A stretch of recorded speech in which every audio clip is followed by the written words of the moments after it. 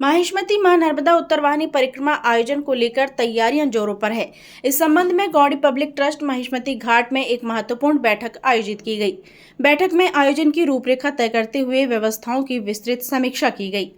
बैठक में बताया गया कि चैत्र मास में माहिष्मती उत्तरवाहिनी मां नर्मदा परिक्रमा का आयोजन लगभग 6 वर्षों से लगातार होते आ रहा है। इस धार्मिक यात्रा में हर साल देश विदेश से बड़ी संख्या में श्रद्धालु मंडला पहुंचते हैं। उनकी आस्था को ध्यान में रखते हुए आयोजन समिति की ओर से श्रद्धालुओं के भोजन और आवास की निःशुल्क व्यवस्था की जाती है। इस वर्ष चैत्र मास के अंतर्गत उत्तरवाहिनी परिक्रमा का दूसरा सामूहिक आयोजन 19 और 20 अप्रैल को निर्धारित किया गया है। खास बात यह है कि इस बार श्रद्धालुओं की सुविधा और श्रद्धा को देखते हुए परिक्रमा मार्ग में परिवर्तन किया गया है। नया रूट अधिक सुविधाजनक और सुरक्षित बताया जा रहा है। आयोजन समिति ने श्रद्धालुओं से अपील की है कि वे परिक्रमा में नियत तिथि पर शामिल होकर पुण्य लाभ अर्जित करें और आयोजन को सफल बनाने में सहयोग प्रदान करें। मंडला से पूजा जोशी की रिपोर्ट। माहिष्मती मां नर्मदा उत्तरवाहिनी परिक्रमा आयोजन समिति की ओर से दूसरा जो सामूहिक आयोजन है ये 19 और 20 अप्रैल में होना है, दिन शनिवार और रविवार। सुबह में यात्रा 6 बजे श्री व्यास नारायण महादेव मंदिर से प्रारंभ होगी। तट परिवर्तन करके संगम में जाएंगे। संगम से वापस पुराना बाजार मोहल्ला होते हुए मंगलेश्वर मंदिर, कारीकोन तिराहा, मानादेही, सिलपुरा, सनपुही ऐसे होते हुए घाघी तक जाएगी यात्रा। इस बार यात्रा का रात्रि पड़ाव घाघी में होना निश्चित है, जहां से अगले दिन तट परिवर्तन करेंगे। जहां से हम लोग तट परिवर्तन करने वाले हैं अगले दिन 20 तारीख की सुबह में बबेहा जो गर्म पानी कुंड है वहां से तट परिवर्तन करके यात्रा आएगी ग्वारी, फूलसागर, तिंदनी, गयाजीपुरम और वहां से इस बार हमने एक वैकल्पिक मार्ग देने का प्रयास किया है, क्योंकि हाईवे में थोड़े स्पीड से वाहन चलते हैं, उस बीच में कई बार दुर्घटना होने की संभावना रहती है। और परिक्रमा वासियों की भी इच्छा थी कि हम लोग तट मार्ग से पगडंडी में चलने की इच्छा है, तो हमने एक वैकल्पिक मार्ग जो जलहरी घाट है गयाजीपुरम के पास से, वहां से सीधा मार्ग सहस्त्रधारा जाता है। सहस्त्रधारा से देवदरा होते हुए यात्रा नेहरू स्मारक और नेहरू स्मारक से किनारे वाले रास्ते से LIC और योजना भवन, इसके बगल से यात्रा सीधे नाव घाट और नाव घाट से सीधा व्यास नारायण मंदिर के लिए प्रस्थान करेगी। ऐसा 2 दिन का यात्रा का शेड्यूल है। इसमें सभी श्रद्धालुओं से आग्रह है कि वो व्यास नारायण मंदिर में सुबह 6 बजे के पूर्व पहुंचे तो अच्छा रहेगा। और साथ ही नगर के सारे गणमान्य लोगों से भी निवेदन है कि जिस तरीके से 27-28 के सामूहिक आयोजन में उनने जिस तरीके से चलते हुए चले सेवाएं दी है, जिससे यात्रियों में एक अच्छा वातावरण बना कि लोग बाग आप भैया के लिए परिक्रमा के लिए कदम उठाते हो तो सहयोग करने के लिए कैसे कैसे लोग श्रद्धालु लोग सहयोग करने के लिए आते हैं। ऐसे ही आग्रह है कि इस बार भी सारे श्रद्धालु लोग उन परिक्रमा वासियों की सेवा के लिए अपना कदम निकालें। दूसरा एक व्रत प्रस्तुत करना चाहूँगा इस वर्ष का। इस वर्ष हमारी आयोजन समिति की ओर से जो प्रयास पिछले आप सभी मीडिया के बंधुओं के माध्यम से जो प्रचार प्रसार हुआ, राष्ट्रीय प्रदर्शन में जो मैसेज गया है, जब से चैत्र महीना प्रारंभ हुआ 16 मार्च से अभी तक लगभग 32 समूह जिनकी आयोजन समिति के पास सूचना रही है, ऐसे लोग आए हैं और जिनकी सूचना हमारे पास नहीं रही है लेकिन हम लोगों को जानकारी किसी भी माध्यम से लग गई है, ऐसे 25 से 30 समूह रहे हैं। इस तरीके से देखा जाए तो प्रतिदिन का एवरेज लगभग 15 व्यक्तियों के पैदल का रहा है।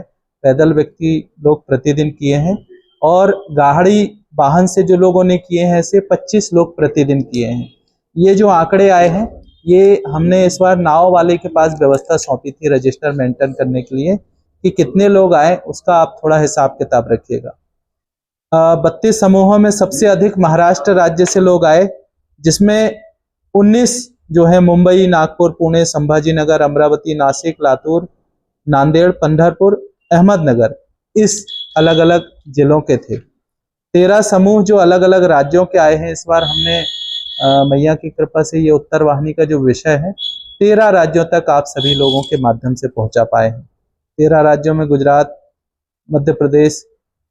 गुजरात, उत्तर प्रदेश, बिहार, दिल्ली, हरियाणा, पंजाब, उत्तराखंड, राजस्थान, पश्चिम बंगाल, ऐसे अलग अलग इन राज्यों के कुछ कुछ प्रतिनिधि हमारी यात्रा में शामिल हुए। मध्य प्रदेश में मंडला के अतिरिक्त लगभग 16 जिले शामिल हुए हैं, जिसमें डिंडोरी के, जबलपुर, नरसिंहपुर, बालाघाट, छिंदवाड़ा, पांडोना, नर्मदापुरम, बैतूल, हरदा, रायसेन, सीहोर, इंदौर, भोपाल, विदिशा, ग्वालियर एवं रीवा के श्रद्धालु लोग शामिल हुए हैं। ऐसी टोटल संख्या जो निकल के आई है वो लगभग 2780 के समथिंग श्रद्धालुओं को, जिनका हमारे पास रिकॉर्ड है। कुछ ऐसे लोग जिनकी सूचना हमारे पास नहीं रही है, ऐसे श्रद्धालुओं की संख्या हम कर पाने में इस बार मतलब असमर्थ रहे, या जिनका डाटा हमारे पास नहीं आ पाया है। अभी हमने सामूहिक यात्रा के लिए एक गूगल फॉर्म भी क्रिएट किए हैं, जिसके माध्यम से हम पंजीयन की प्रक्रिया कर रहे हैं। इसमें अभी तक लगभग 325 के समथिंग पंजीयन हुए हैं, लेकिन ऑन स्पॉट पंजीयन वालों की संख्या ज़्यादा होती है। जैसे पिछली यात्रा में 27 और 28 मार्च में संख्या हमारी पंजीयन की थी लगभग 525 के समथिंग, लेकिन हमारे साथ श्रद्धालु लोग आ गए थे लगभग 1700 के ऊपर। तो ऐसा ऑन स्पॉट आस्था श्रद्धालुओं की संख्या, एक आस्था का सैलाब आता है, और संख्या अभी भी हम लोग अनुमान नहीं लगा पा रहे हैं कि 19-20 में कितने लोग रहेंगे। ऐसा अनुमान हम लोग मोटा मोटी 500 से 700 मान के चल रहे हैं, लेकिन भैया की कृपा हुई तो शायद 7000 भी हो जाए, कई बार ऐसा भी हो जाता है। गूगल फॉर्म की एक हमने लिंक सर्कुलेट करी है व्हाट्सएप ग्रुपों में, फेसबुक के माध्यम से। उसमें 4-5 जानकारियां हमने मांगी हैं, नाम, नंबर, पता और किस माध्यम से उनको सूचना लगी है। ऐसे 4-5 पॉइंटों का वो एक गूगल फॉर्म है, तो गूगल फॉर्म की हमने लिंक सर्कुलेट किए हुए हैं। हम लोग कल शाम तक डिसाइड करेंगे कितने लोगों के पंजीयन ऑनलाइन हुए हैं। ऑफलाइन की संख्या ज़्यादा होती है, क्योंकि कई सारे ऐसे लोग हैं श्रद्धालु जो जिनको जानकारी लगी एक कान से सुने और निकल पड़ते हैं कि भैया हो रहा है। उनको मोबाइल ग्रुप और गूगल फॉर्म से कोई उनको बहुत ज़्यादा लेना देना नहीं होता, तो बस श्रद्धा भाव से आते हैं, प्यास नारायण संकल्प लिए। कुछ लोग तो ऐसे हैं जो रजिस्टर में नाम भी नहीं नोट कराते और बस भैया के सहारे निकल जाते परिक्रमा। उत्तरवाहिनी नर्मदा परिक्रमा में हमारा सबका प्रयास रहता है कि परिक्रमा के दौरान मैया के दर्शन लगातार होते रहें। भौगोलिक परिस्थिति कुछ ऐसी है कि बीच में बहुत सा मार्ग ऐसा है जो मैया से हमें थोड़ा सा दूर कर देता है, तो वो एक पॉजिटिविटी और वो फीलिंग जो है वो परिक्रमा वासियों पे नहीं आती, इसलिए सब मानते हैं। तो हमने प्रयास किया है, जो हमारा उत्तर तट है, हम बबेहा से क्रॉस बबेहा से सीधा हमारा जो हाईवे के माध्यम से हमें मंडला तक आना होता है। तो इस बार लाला राम जी, श्याम भैया वगैरह ने ये प्रयास किया कि चूंकि अब जलस्तर कम हुआ है मैया का, तो बैक वाटर जो है वो कम होते जा रहा है, तो अपन तिंदनी से और जिलहरी घाट तक यहाँ एक कच्चा मार्ग जो है पगडंडी के माध्यम से यहाँ आएंगे, और वहाँ पे लगभग एक पुल जो 20 से 25 फीट चौड़ाई का वो बनाने का प्रयास है हमारा, जो उसको हम पार कर लेते हैं उतने जल को नर्मदा जी का, तो सीधा एक मार्ग पगडंडी का आ जाता है कहाँ तक, सहस्त्रधारा आश्रम तक। और सहस्त्रधारा आश्रम यदि हम आ जाएंगे तो फिर देवदरा होते हुए या आपके नेहरू स्मारक होते हुए और LIC के वहाँ से जेल घाट होते हुए, तो मैया के किनारे किनारे हम किले घाट तक पहुँच सकते हैं। और दूसरा, जब हम दक्षिण तट पर जाते हैं तो सिलपुरा से, जो हम पूरा सिलपुरा घूम के सनकोई होते हुए जाते थे, तो इस बार सिलपुरा के पहले सुरंग देवरी से दाहिने तरफ जो है एक मार्ग गया हुआ है, तो वहां से हम सीधे मैया के किनारे किनारे और पहुंच जाएंगे कोठी घाट आश्रम, जहाँ दोपहर का भोजन होता है, और वहीं से मैया के किनारे किनारे हम भैंसा डाल तक जा सकते हैं। प्रयास पूरा है। यदि दलदल की स्थिति नहीं रही तो लगभग 90% जो रास्ता हमने देख लिया है, तो वहां से ही अब आगे मैया जैसा चाहेगी वैसा होगा, तो ये प्रयास है। तो इन मार्गों से जाके, और इस बार हमने थोड़ा सा क्या किया है, पिछले बार जो है हमारा रात्रि विश्राम घाघा स्कूल कैंपस में होता था, क्योंकि तट हम पार करते हैं घाघी से, और हमारा आगे का ही विजन जो है कि घाघी घाट से ही हमको वहीं स्टे करना है और वहीं पे जो है सब सुविधाएं संसाधन उपलब्ध कराना है। तो इस बार हमने प्रयास किया है कि रात्रि विश्राम घाघी घाट पर ही हो, तो घाघी घाट पे ही टेंट के माध्यम से, और एक सेट बन गया हमारा, लगभग 100-150 लोग उस सेट पे विश्राम कर सकते हैं। सामने रंगमंच है, मंदिर है, मंदिर के नीचे प्लेटफॉर्म है, तो इस तरह जगह पर्याप्त है। वो हमने किया है रुकने की व्यवस्था। एक घाघा में दिक्कत ये है पानी की, पानी नहीं है वहाँ पर, तो पानी के लिए यहाँ वहाँ से कुछ मंडला से टैंकर, कुछ वहाँ की और दूसरी पंचायतों से टैंकर मंगाकर पानी की आपूर्ति का प्रयास किया जा रहा है। मां नर्मदा से भी पंप के माध्यम से ये प्रयास कर रहे हैं कि पानी उपलब्ध हो जाए, ताकि लोगों को पीने, भोजन और नहाने वगैरह की सुविधा उपलब्ध हो सके, क्योंकि नर्मदा जी के तट पर ऐसी स्थिति नहीं है कि मां नर्मदा में स्नान कर सके, क्योंकि दलदल की स्थिति रहती है, बैक वाटर जो रहता है, तो वहां स्नान करना, और घाट भी नहीं है, घाट बहुत ऊंचा है।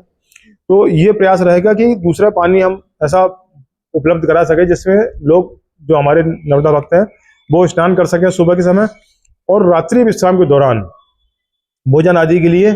और सबसे बड़ी एक जो समस्या हमारी है टॉयलेट की, क्योंकि वहाँ ऐसे संसाधन उपलब्ध नहीं है। एक पंचायत है, पंचायत के पास कोई इस टाइप के ना स्थायी संसाधन है ना वैकल्पिक है। हमने प्रयास किया समिति के माध्यम से अस्थायी टॉयलेट बनाने का, तो हमने 5-5 2 खंडों में ऐसे टॉयलेट बनाए हैं, लेकिन इतनी बड़ी संख्या में श्रद्धालु आएंगे उसके लिए पर्याप्त नहीं है। हमारा प्रशासन से बार बार अनुरोध रहा है कि पीएचई विभाग के माध्यम से कुछ ऐसे अस्थायी टॉयलेट बनाए जा सके जिनको उपयोग करने के बाद हम मिट्टी में ही वो कर सकते हैं कि भाई वो मिट्टी में ही मिल जाए, ना गंदगी होगी और ना दूसरी समस्या आएंगी। और बहुत कम साधन में ये सब चीज़ें हो सकती हैं, लेकिन इसके लिए अभी प्रयास तो हमने बहुत किया है, लोगों से संपर्क किया है, जनप्रतिनिधि संपर्क किया है, लेकिन जो कहना चाहिए कि एक आश्वासन के अलावा और कोई आसरा भी नहीं समझ में आ रहा है। देखते हैं मैया क्या चाहती है, प्रयास करते हैं कि सब कुछ अच्छा हो। मैं सभी नर्मदा भक्तों से उम्मीद करूंगा कि अच्छी मानसिकता के साथ आए, मैया की परिक्रमा करें। और कहा भी जाता है कि मैया की परिक्रमा में निकले हैं यदि आप, तो आप लाख व्यवस्था करके चलिए, वही होना है जो मैया चाहेगी। तो इस मानसिकता के साथ यदि आप परिक्रमा को लेंगे तो निश्चित रूप से बहुत अच्छे वातावरण में और बहुत अच्छे मन से आप परिक्रमा पूर्ण कर सकेंगे। 2 दिन की बात है, 2 दिन यदि हम कष्ट भी सह रहे हैं तो उसमें ज्यादा चिंता करने की बात नहीं है, लेकिन यह भी सत्य है कि मैया अपने भक्तों को कष्ट नहीं सहने देती, वह उनकी पूरी व्यवस्था कराती है। तो हम और आप मैया को मानते हुए, मैया का श्रवण करते हुए, उनका जप करते हुए मैया के तट पर परिक्रमा करें।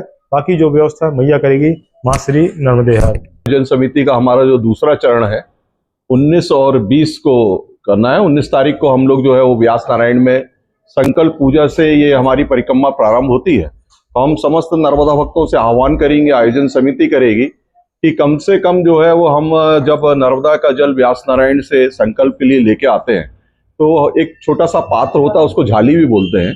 कोशिश हमारी रहे कि जब हम नर्मदा परिक्रमा के लिए निकल ही रहे हैं तो एक झाली हर भक्त लोग रख लें। साथ ही जब हम इसके साथ में जो है परिक्रमा के लिए थोड़ा सा एक वेशभूषा भी हम लोगों ने उसमें निर्धारित की हुई है कि जैन से जो हमारे नर्मदा भक्त लोग हैं वो अगर सफेद कपड़ों का आवरण करते हैं तो बहुत बढ़िया रहेगा।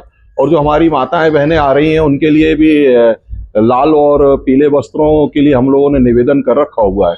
और जैसा कि निश्चित तौर पे जब हमारे भक्त लोग होते हैं तो एक भावनाएं में हमारे दूसरे भक्त लोग उनकी सेवाओं के लिए घर घर से निकल के आते हैं। मैं ऐसे भक्तों से आग्रह करूंगा कि क्योंकि हमारा सिर्फ काम सेवा भाव या नर्मदा परिक्रमा के दौरान में इस बात को भी दृष्टिगत रखना है कि हम पथ को भी जो है वो स्वच्छता उसमें रखें। तो जब जैसे अगर कोई पानी पिला रहा है तो जो अशिष्ट जो हमारी सामग्री है उसके लिए एक अपना पास से थैला रखें और उसमें जो भी ऐसी चीजें हमको रास्ते में दिख रही हैं या जो लोग हमको पानी पिला रहे हैं और धोखे से अगर पाउच पानी आ जाता है तो पहले तो कोशिश ये रहे कि पानी पाउच और प्लास्टिक की चीजों का उपयोग ना किया जाए।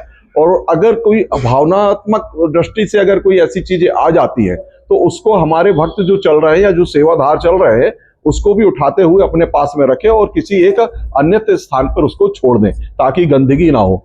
हमारा यात्रा का मकसद जो है वो प्रकृति का तालमेल बनाना है इंसान का, क्योंकि नर्मदा जब भी हम यात्रा कर रहे होते हैं तो यात्रा का हमको दृष्टिकोण और महत्व को देखना है कि यात्रा हम किस लिए कर रहे हैं, हमारा उसके पीछे का कारण क्या है।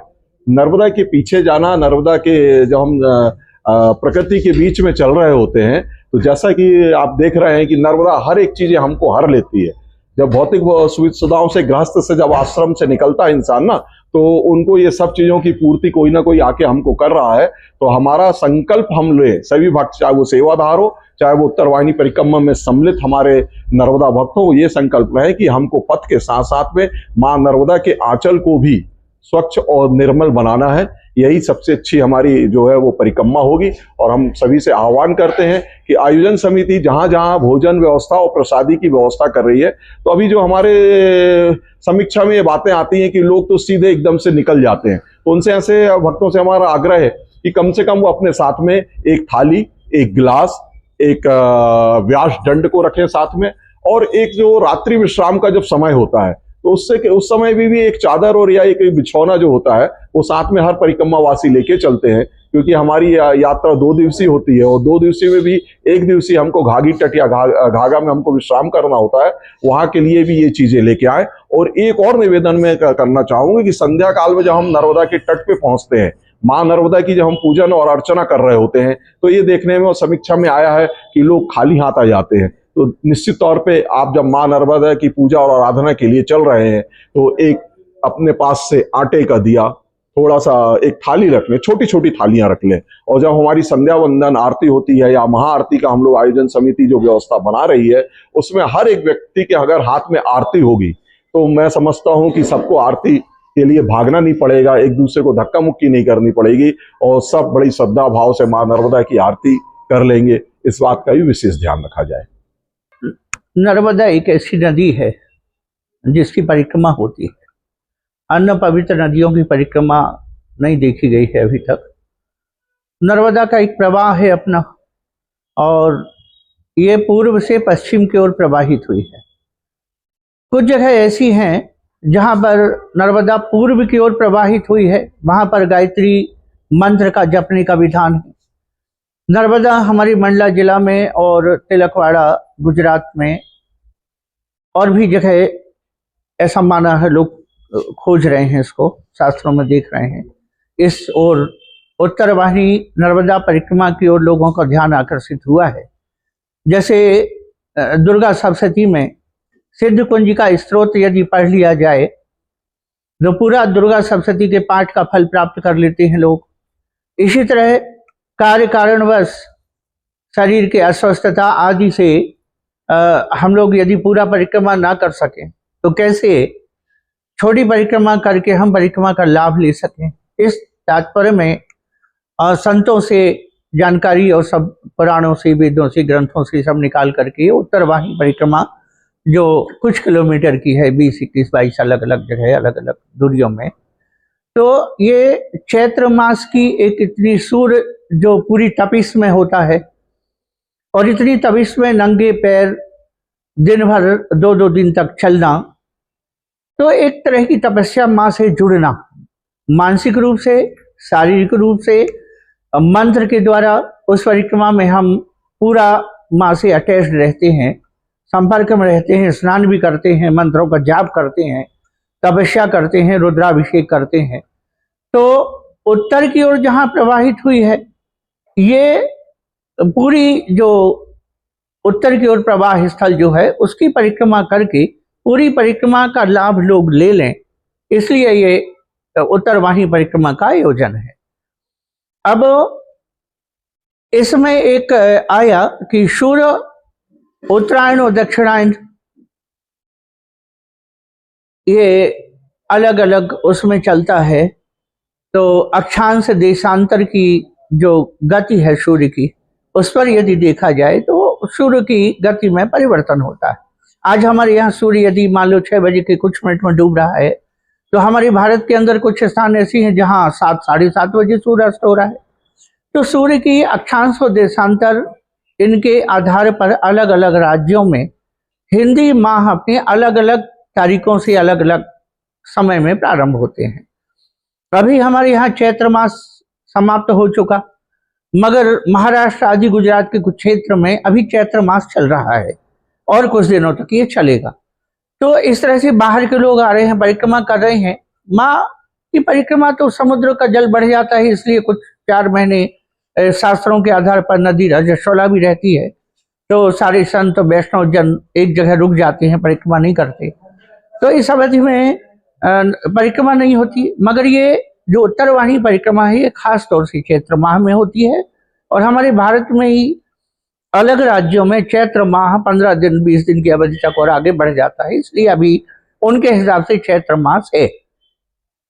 तो ये उत्तरवाहिनी की दूसरी परिक्रमा 19 और 20 तारीख को है, जो हमारे कतिपय यहाँ के आयोजकों के द्वारा एक प्रयास किया जा रहा है कि परिक्रमा करने वाले यहाँ ये सुविधा भोगी हैं और गृहस्थ जीवन से निकल करके तपस्या के रूप में आते हैं।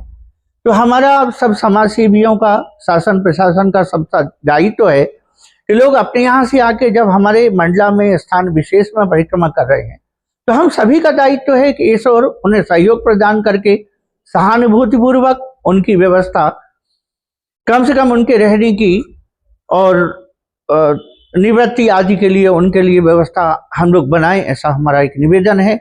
और हम चाहेंगे सब मिलकर के इसको प्रयास करें। और बुद्धिजीवी वर्ग जो एक कह रहे हैं कि परिक्रमा के बीच में हमें माता का दर्शन होता रहे, कुछ अवधि में कुछ दूरी पर ये मार्ग नेशनल हाईवे पर चला जाता है, तो हम आप प्रयास करके इस यात्रा को बिल्कुल नर्मदा तट में करें, जिसमें लोग नर्मदा का दर्शन करते हुए परिक्रमा करें, तो वो लाभ और ज़्यादा उनको महती भगवती की कृपा होगी।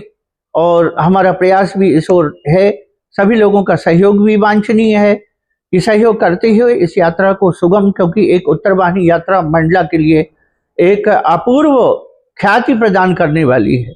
और जिस तरह से संख्या बढ़ रही है, हम तो देख रहे हैं कि लोग जो बाहर के संपर्क करें, अभी दुबई के लोग हमारे संपर्क में थे कि हम भी आना चाहते हैं और हम आकर के परिक्रमा करेंगे। तो ये देश ही नहीं वरन विदेश के लोग भी इस ओर अपनी नजर गड़ाए हुए हैं। तो सबका एक दायित्व है कि हम कुछ तो सुविधा उन्हें प्रदान कर पाएं, जिससे ये सहज हो, सरल हो, सुलभ हो और लोगों के लिए पुण्य कल्याण देने वाली हो। सभी से निवेदन के साथ माता नर्मदा की कृपा सब पर बनी रहे। हरिओम तत्सत, हरिओम तत्सत, हरिओम तत्सत। मैं थोड़ा बताना चाहूँगा कि गौड़ी पब्लिक ट्रस्ट द्वारा जो तैयार किया हुआ ये मानचित्र है मैया का, अमरकंटक से लेके भरूच तक का पूरा इसमें वर्णन है। अलग अलग किस तरीके से मैया का प्रवाह है उसका भी इसमें उल्लेखन आता है। ये हमें गौड़ी पब्लिक ट्रस्ट मंडला द्वारा उपलब्ध कराए गए हैं। जो मंडला जिले के अलावा जो अन्य जिलों से या अन्य प्रदेशों से या अन्य देशों से जो लोग आ रहे हैं, उन समूहों को हम एक मानचित्र, उनको स्नेह स्वरूप हम भेंट के रूप में देते हैं।